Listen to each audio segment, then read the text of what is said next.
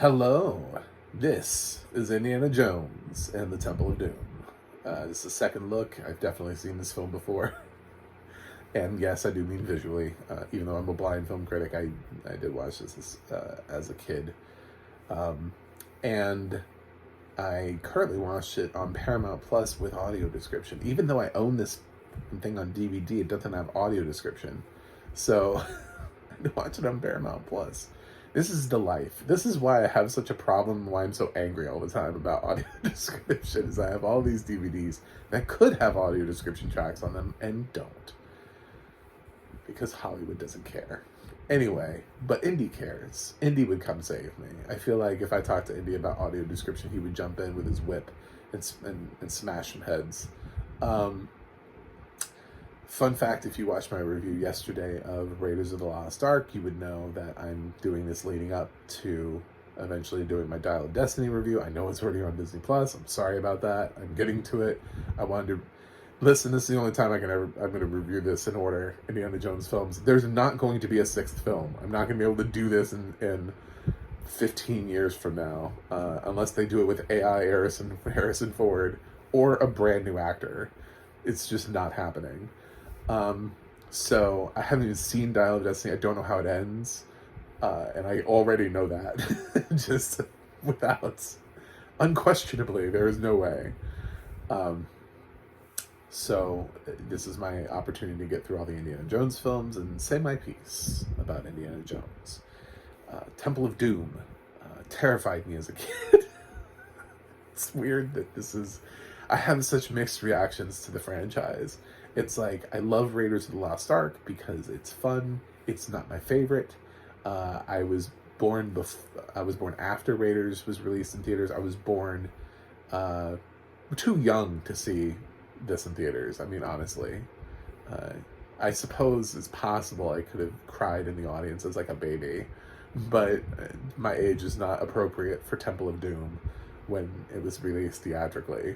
But I know that I saw it as a kid, like under the age of 10, if that makes sense. Yeah, there's a reason why this was one of the films that's credited for starting PG-13, because even though the film is basically the same, basically, I mean, they didn't change a whole lot. There aren't just like boobs everywhere, you know? He didn't just start dropping F-bombs. There is a really intense sequence in here. And yes, there's an intense sequence at the end of Raiders, but that one just wasn't as realistic. I hate to say it. I mean, it's solid. And it can be graphic and kind of horrifying and scary, and people have turned it into memes.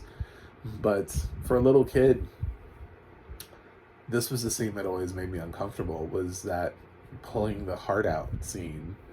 And it's described here in great detail by the audio description team. I think I mentioned this on Paramount Plus. It's weird that the franchise is split across streaming services right now, and that you can't just watch all of the Indiana Jones films on one streaming service.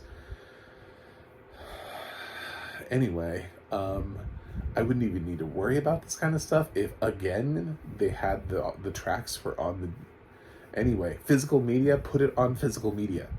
Put it on physical media. That's all I gotta say.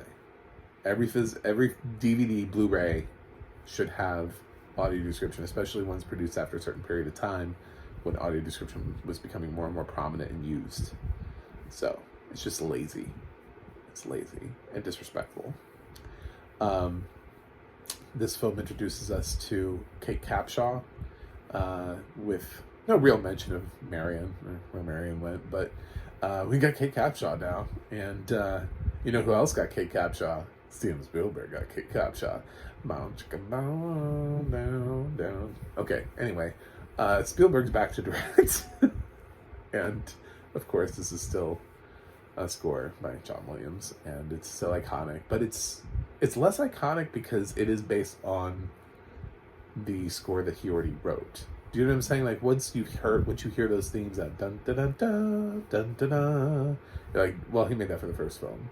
So there's only just so much excitement I can have for the score of Temple of Doom when I'm like, yeah, he's just I mean, a lot of those themes, he's just kind of reworking them around here. I mean, it's great. I love it. But it started somewhere else. Same thing with Star Wars. Like, we get excited about Star Wars scores, but they all started somewhere. You know, they started back with New Hope. They didn't. So it's really hard to sit there and be like, wow, guys, that score of The Last Jedi was the bomb. Was it? Because it's kind of been inspired by the, I don't know, 8, 10 Star Wars things that came before it. So, anyway, depending on whether or not you count Ewok movies. So, deep cut. Anyway, this is, yeah, it's not my favorite Indiana Jones movie. It's a great one. It's super fun. This is the one they based the ride off of, by the way, in case you're wondering. This is the one that has the most adventure in it, like where you can feel this one feels more like a ride. You know what I'm saying? This one, the Raiders feels like it's more establishment story, textbook adventure.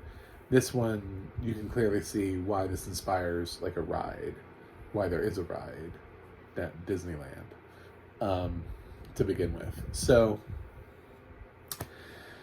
and Ke Huy Quan, it is so weird to like know where he is now as an actor and to look back on Short Round as this little kid and being like, that kid wins an Oscar. Not Harrison Ford, but that kid wins an Oscar. Harrison Ford has never won an Oscar. He hasn't even won an honorary Lifetime Achievement Award yet, like an honorary Irving J. Thalberg or whatever they call it. He hasn't even won an honorary Oscar. But Ke Huy Quan has an Oscar. Short Round. This is just, I feel like, disrespectful in many ways to Harrison Ford, but that's, I talked about it already in my Raiders video, but if you look at his career, he has a lot of awards from a lot of bodies that don't know what to do with him, but they respect him as an actor, so he gets a lot of, like, honorary / Lifetime Achievement Awards without actually winning or being nominated for a whole lot of individual performances. Witness was a big moment for him. That is his only Oscar nomination. But it is literally the only thing he's ever done for the Oscars. In Temple of Doom, we meet new people, and it's very jarring. I did watch this immediately following. I watched it back to back with Raiders, and it's so jarring to do that because, like, not only obviously is it newer, so the film feels a little bit, the sound is a little bit better, crisper. The age, time has been a little bit kinder, but suddenly you're in like a new location. You're like, where the fuck did the Nazis go? Who is this woman? Who are these people that are helping Indy? Indy has like a whole new team, a squad of people. There's this like waiter guy that's like helping him out, and he's got, we're supposed to believe that he has this like long established relationship with Harrison Ford in like all of like 5 seconds, and then we just jump into a car and there's like a kid driving it, and Harrison Ford's like, oh yeah, this is my kid. Yeah, he was, Ford tried to pick my pocket and I took him under my wing. It's like, I just saw your last movie. There is no mention of Short Round. None at all. So and the film is kind of silly. It has some silly moments where, when the plane crashes and then they find a guy in the jungle and he's like, I made your plane crash. It's just like, okay. All right, weird dude. I was thinking there's so many times where I was like, this doesn't make any sense. It's fun. It's still fun, but there's some times where it's just, of course they were in a plane, so like they're in the middle of nowhere. Like there was no even like guarantee that they would have survived the plane crash, you know, because like when a plane crashes, sometimes it explodes.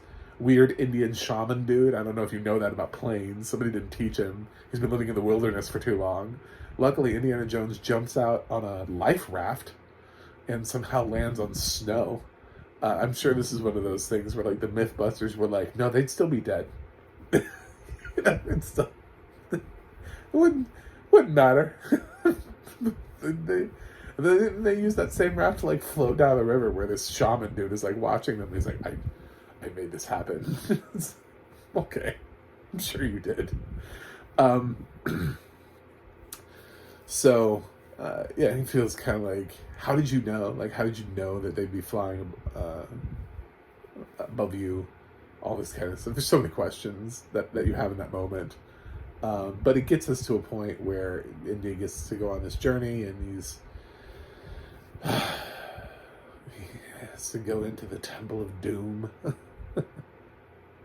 And we obviously see the cult leaders and the ripping out of the hearts, and later on you see Indy, and he's struggling with not getting his heart ripped out, and I was thinking to myself in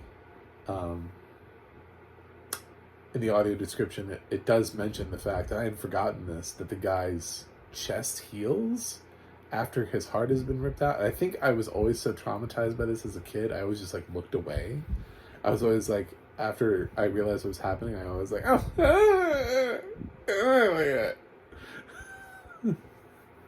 so I never really saw like the conclusion for it. Like I was like, is he? And then like once you see the heart being pulled out, you're like, oh, it's gross. So I was shown this way too young, just way too young. And it's one of those things that even like as an adult, it had this like weird effect on me. I remember sort of even growing up, still being queasy with this Temple of Doom sequence. Like it permanently scarred me somehow, even though I've definitely seen worse, over the years. It feels tame by all comparisons to some of the other things that I've seen. So, yeah, it's weird how when you have that feeling as a kid, it carries over sometimes, and it's just carried over for me, which makes Temple of Doom not my favorite film. However, it is incredibly adventurous. I love the scene where they're trusting, where him and Short Round are stuck on the other side and the spikes are coming, and she's like, "Oh my God, there are bugs." And he's like, "There are giant spikes coming at my face. If you could please, please pull the lever." Yeah, that's a good sequence. Just a lot of this is really fun. It's a good ride. It's a great follow-up, and it's the kind of thing that you're reminded of the fact that not everything needs to be a trilogy, not everything needs to be linked, not every character needs to always have a callback to the last movie. We don't always, sometimes we can just take a character and send them on an adventure, and that works really well. And again, like I said yesterday, there's a debate about whether or not we will ever have another Indiana Jones. My answer to that was Marty McFly. Marty McFly, we did not need more than one Back to the Future, but we got more than one Back to the Future, and he goes in different directions with completely different stories that are not necessarily locked together. He did not need to, especially by the time you get to the third film. That's when you realize this is Indiana Jones. He did not need to go to the Wild West. This is not a thing that needed to happen, but we're here, we're enjoying the film, it's a new adventure for Marty McFly. And they could have kept making Marty McFly movies where he just kept traveling to different points in time. They could have done that, with or without Doc Brown, because that's sort of how they set up things. But this is, it wasn't called Marty McFly in the Future or whatever. It was called Back to the Future. So it's again debatable, because this franchise was based on Indiana Jones, which was obviously from pulpy comics and so on and so forth. And I get the whole history, and I get what people are trying to say. Just saying, I don't think it's quite impossible, and I definitely don't want people to just copy it. I don't want things like Uncharted, where it feels like heavily inspired by films like Indiana Jones. I think Kate Capshaw is interesting because she's not Marion. I love the fact that we once again have somebody else who feels like a completely different character being put into a film. And she needs different levels of protection than what Indy had to do for Marion, and her capabilities are different. So, and Ke Huy Quan is entertaining a Short Round. It's so weird to think of him as an Oscar nominee when you're watching this film. It's not something that you immediately think of when you're like, this kid's gonna win an Oscar someday. Like, every once in a while you look at a performance of somebody and you go, this kid's gonna win an Oscar. Usually those kids are not the ones that win Oscars.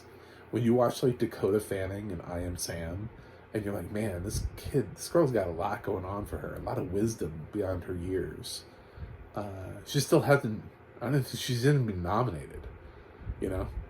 So it's weird how some things work out like that. Kay gets a nomination and Dakota Fanning doesn't. Anyway, I still respect the hell out of this film. It kind of traumatizes me. It's hard for me to say this film isn't a classic, and especially compared to the rest of the films of the franchise. It's obviously still a great film. Is it as great as Raiders? I don't think so. I think it's like just slightly below that. Spoiler alert, I'm going to say that I like Last Crusade, which you'll see later, better than this. So it's like in between. It dipped a little bit and then it went back up. So to reflect that, this may be an unpopular opinion, but I'm going to give Indiana Jones and the Temple of Doom an A-.